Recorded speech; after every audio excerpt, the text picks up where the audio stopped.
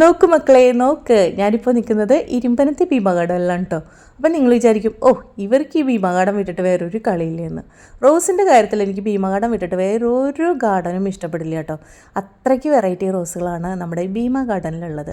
അപ്പോൾ ഇടപ്പള്ളിയിലത്തെ വീഡിയോ ആണല്ലോ നമ്മളെപ്പോഴും ഇടാറ്. ഇന്ന് ഞാൻ എന്താ പറയുക, വളരെ അപ്രതീക്ഷിതമായിട്ട് ഇരുമ്പനത്തെ ഭീമ ഗാർഡനിൽ വന്നതാണ് കേട്ടോ, ഞാനും എൻ്റെ മയിൽവാഹനവും.